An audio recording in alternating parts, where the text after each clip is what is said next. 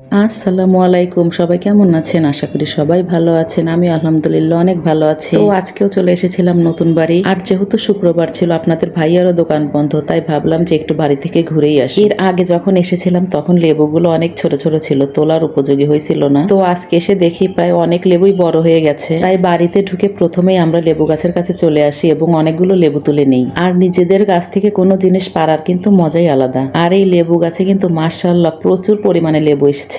তো তাকে বললাম যে তুমি একটু ভিডিও বানাও, আমি কয়েকটা লেবু ছিঁড়ি। তো তারপর আমি অনেকগুলোই লেবু তুলে নিয়েছিলাম। আর গাছের ভেতর দিয়েও কিন্তু অনেক লেবুই ছিল, কিন্তু আমরা কাটার জন্য ছিঁড়তে পারিনি ভালোভাবে। আর আজকে কিন্তু আমরা কোনো বাচ্চা কাচ্চাকেও নিয়ে আসিনি, আমরা দুইজনই এসেছিলাম। আর এই বাড়িটাতে আসলে কিন্তু আমাদের অটোমেটিকই মন ভালো হয়ে যায়। খুবই সুন্দর নিরিবিলি পরিবেশ এবং গাছপালা দিয়ে ভরপুর বাড়িটা। আর এখন তো আর বেশি দূরে হেঁটেও আসতে হয় না, রিক্সা নিয়েই আসা যায় বাড়িতে, কারণ আমার বাড়ির সামনেই রাস্তা। তো আপনাদের ভাইয়া একটা কুলবরই গাছ এনে লাগাইছিল, সেটারই একটু পরিচর্যা করতেছিল সে। আর যখন আমরা এই জায়গাটা কিনি তখন কিন্তু জমিটা অনেক নিচু ছিল, আমরা অনেক মাটি ফেলেছি এখানে। আর যখন নতুন মাটি ফেলা হয় তখনই সব গাছ লাগানো হয়েছিল, তার জন্য তাড়াতাড়ি করেই গাছগুলো লেগে গিয়েছিল। আর গত দিনে যা আসছিলাম তখন কিন্তু পুরো বাড়িটাই ঘাস দিয়ে ভরপুরই ছিল।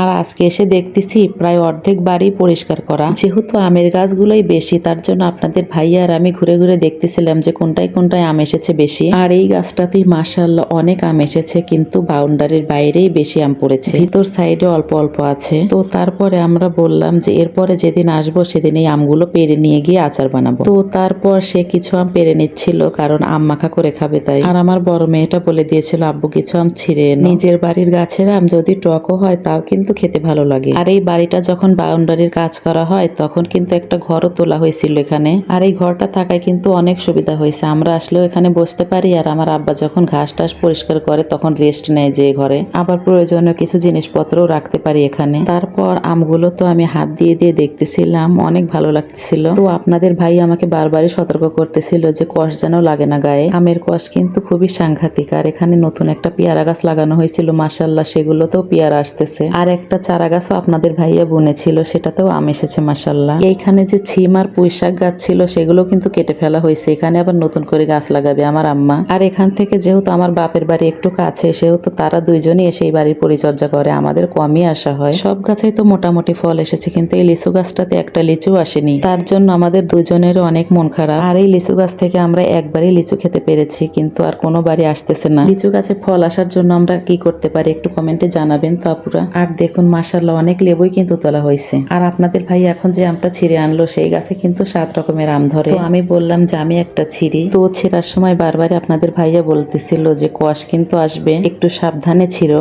আসলেও প্রচুর কষ আমগুলোতে। তো সব কাজ শেষ করে আমরা চলে যাব এখন বাড়িতে। তো রাস্তা থেকে ভিডিওটা করা, আমার বাড়ির চারপাশেই কিন্তু ধান ক্ষেত দেখতে অনেক সুন্দর লাগতেছে।